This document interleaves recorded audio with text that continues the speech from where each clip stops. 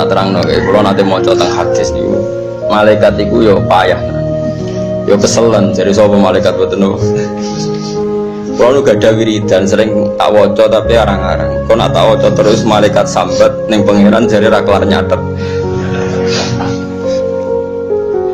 Terus ana wiridan sing abal malaika. Iku termasuk wiridan sing sering kula waca niku alhamdulillah minal mizan muntalil mablagh itu malaikat do matur ya Allah. Goya orang itu bacanya kadang-kadang kenapa ya malaikat?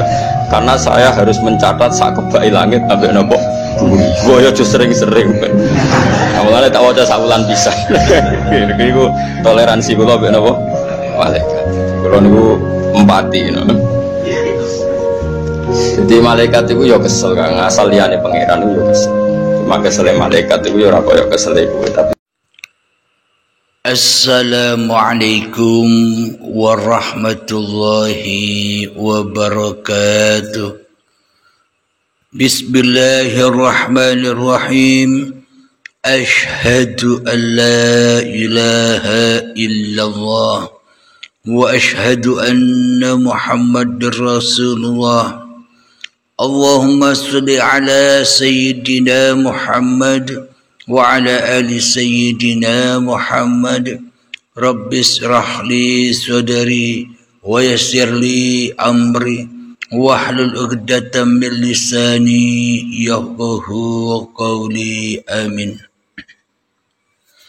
Bismillahirrahmanirrahim. Salam hormatku, salam ta'zimku selalu buat para sahabat-sahabatku tercinta, baik yang ada di dalam ataupun yang ada di luar negeri. Semoga kita semua senantiasa selalu di dalam kekhalifahan Allah Subhanahu wa ta'ala. Amin ya rabbal alamin. Ba'da subuh yang indah, yang tenang, yang damai ini, kita akan mengkaji yakni tentang malaikat-malaikat yang bodoh.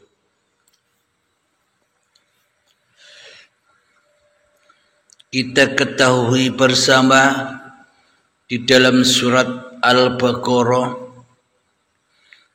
Allah berfirman kepada para malaikat dan mengabarkan bahwa Allah akan menciptakan khalifah di bumi. Allah akan menciptakan manusia di bumi. Akan tetapi para malaikat dengan bodohnya menyelah Allah. Buat apa Anda atau panjenengan menciptakan manusia di bumi yang sukanya hanyalah untuk menzalimi dan suka saling bunuh-membunuh, yakni mengalirkan darah. Para malaikat yang bodoh, mengapa bukan kami saja para malaikat yang selalu bertasbih kepadamu ya Allah, yang dijadikan khalifah? Inilah argumentasi para malaikat-malaikat yang bodoh, malaikat-malaikat yang sok tahu, malaikat-malaikat yang mengatur Tuhannya. Allah berfirman lagi, malaikat, aku lebih tahu dari apa yang tidak kamu ketahui.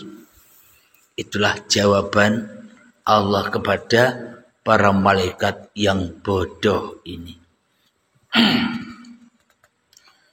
Dari ayat inilah kita bisa mengambil hikmah bagi siapapun manusia di dunia ini, seluruh manusia di alam semesta ini, bila diri manusia yang masih merasa dirinya yang paling wujud, bila manusianya merasa dirinya yang paling hidup, bila manusianya merasa dirinya yang paling berkuasa atas dirinya daripada Tuhan yang telah menciptakannya, inilah lambang dari malaikat-malaikat yang bodoh ini. Malaikat yang sok tahu akan Tuhannya, malaikat yang sok tahu akan pengaturan-pengaturan Tuhannya, malaikat yang sok bisa bertasbih kepada Tuhannya, malaikat yang sok bisa berzikir kepada Tuhannya, malaikat yang sok bisa ingat kepada Tuhannya. Jadi di dunia ini, di alam semesta ini penuh dengan ayat-ayat mutasabihat, penuh dengan panggung sandiwara Tuhan, bukan panggung sandiwaranya makhluk, bukan panggung sandiwaranya malaikat, dan bukan panggung sandiwaranya manusia.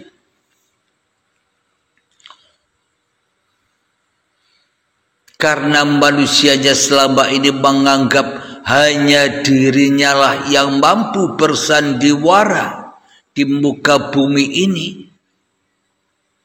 Karena diri manusianya yang merasa dirinya yang paling wujud, yang paling hidup, yang paling berkuasa, sehingga seolah-olah hanya dirinya lah yang mampu bermain, hanya dirinya lah yang mampu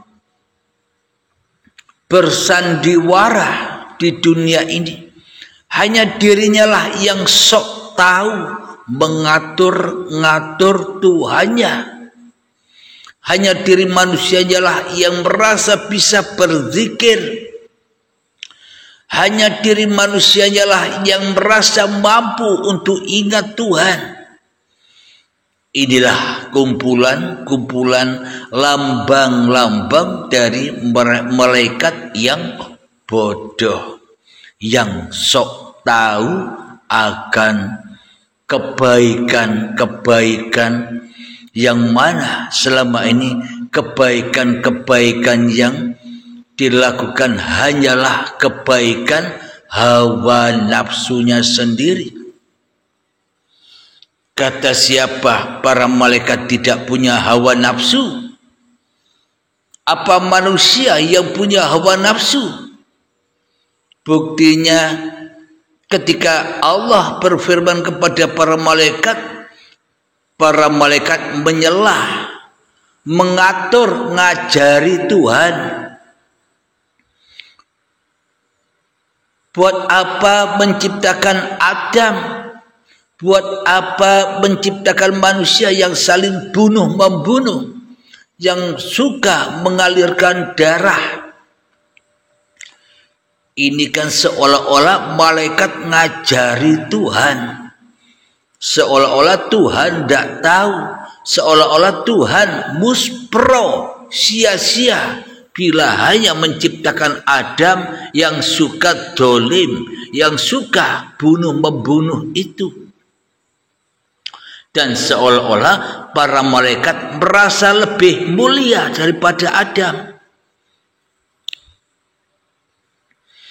Inilah lambang-lambang hati-hati manusia yang merasa tahu tentang Tuhan. Manusia yang merasa dirinya paling makrifat di dalam hatinya daripada makrifatullah. Maka dari itu puncak-puncaknya pelajaran puncak-puncaknya ngaji di paparan uripe Allah ini hanyalah pintu baiatnya agar tidak jadi malaikat yang bodoh. Alhamdulillahirabbil alamin. Setelah Allah menciptakan Adam, maka diajarilah Adam itu berbagai nama-nama benda, sehingga diadulah Adam dengan para malaikat. Ayo malaikat, kamu lebih pintar, lebih tahu mana dengan Adam. Coba Adam tanyakan kepada malaikat, apa kau tahu nama benda ini? Ini apa? Itu apa? Ini apa? Ini apa? Itu apa? Jawaban malaikat, hanya Engkau yang tahu ya Allah. Nah, inilah malaikat-malaikat yang bertaubat dari ketahuannya.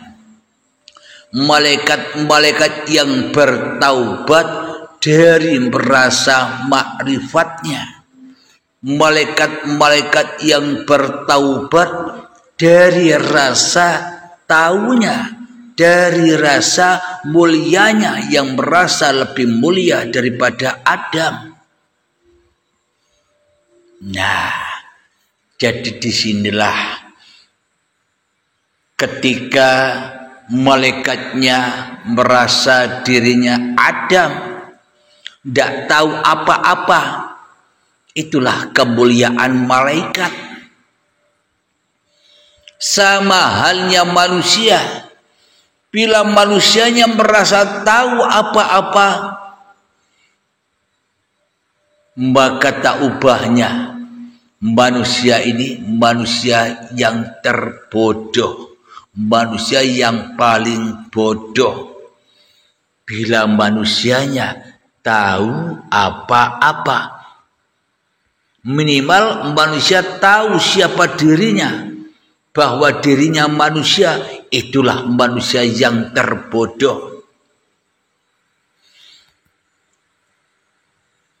Siapakah manusia yang benar-benar manusia yang sempurna, insan kamil, yakni manusia yang sudah tak tahu lagi bahwa dirinya manusia. Kenapa? Karena manusianya sudah dibaiat kembali kepada Tuhannya. Bagaimana mungkin manusia bisa tahu dirinya tanpa Tuhan? Bagaimana mungkin manusia tahu bahwa dirinya manusia tanpa Tuhan yang memerankannya? Bagaimana mungkin manusia bisa tahu bahwa hidup ini hidupnya Tuhan bila manusia tidak dihidupkan? Berarti tahu ini sifatnya siapa? Ilmu, aliman, hanya sifatnya uripe Allah, bukan sifatnya Adam, bukan sifatnya malaikat. Alhamdulillahirabbil alamin. Inilah lambang bila manusianya masih wujud di dalam hatinya, maka manusianya akan merasa sok tahu kebaikan, sok tahu keburukan. Inilah lambang dari malaikat-malaikat yang bodoh ini. Apakah lambang kesucian malaikat? Apakah lambang kesucian manusia? Lambang kesucian malaikat, lambang kesucian manusia. Ketika malaikat sudah tidak tahu apa-apa lagi, ketika ia merasa sudah bodoh daripada adab. Maknanya bagaimana? Ketika malaikat sudah tiada di dalam hatinya, yang ada hanyalah Tuhan. Itulah kemuliaan malaikat yang selalu bertasbih. Jadi manusia yang mulia itu manusia yang bagaimana? Manusia yang termulia itu adalah ketika manusianya sudah tidak bisa apa-apa lagi. Itulah kemuliaan Tuhan. Muhammad, bukan kamu yang melempar itu, aku yang melempar. Muhammad, bukan kamu yang memanah itu, aku yang memanah. Muhammad, bukan kamu yang membunuh itu, aku yang membunuh mereka demi tegaknya agamamu. Inilah manusia yang termulia. Ketika manusianya hanya nrimo ing pandume Gustine, hanya manusia yang sudah menempuh jalan baiatnya, jalan kematiannya, jalan kekiamatannya, maka bangkitlah kodok dan kodarnya Allah.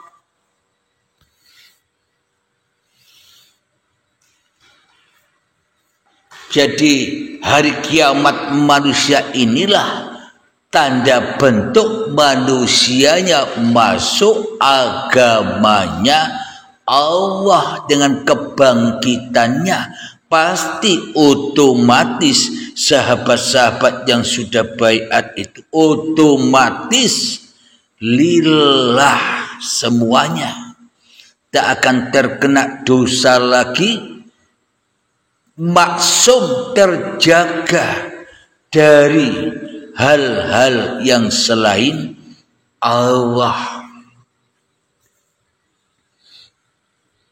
Namun bagi para sahabat yang belum berbaiat, ya silahkan berperang-perangan, silahkan bersandiwara sendiri.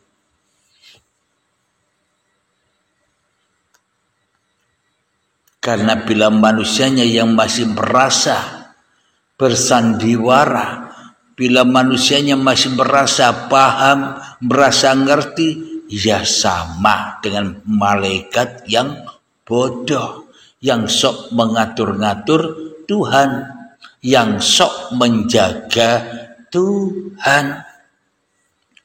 Seolah-olah Tuhannya dilarang begini begitu karena tidak baik menurut hawa nafsu malaikat yang bodoh ini. Sedangkan Allah berfirman, aku lebih tahu dari apa yang tidak kau ketahui. Nah, ketika manusianya tidak bisa apa-apa, ketika manusianya, ketika malaikatnya bersujud kepada Adam, yakni ketiadaan yang ada hanya Allah, maka terjagalah manusia, maka maksumlah manusia. Jadi manusia itu lebih mulia dari segala makhluk ketika manusianya di dalam hatinya sudah tak wujud, tak ada, tak hidup lagi makhluknya kecuali Tuhannya. Alhamdulillahirabbil alamin. Semoga saya khususnya dan semoga kita semua senantiasa selalu berada di sisi Allah Subhanahu wa ta'ala. Amin ya rabbal alamin. Akhir kalam, assalamualaikum warahmatullahi wabarakatuh.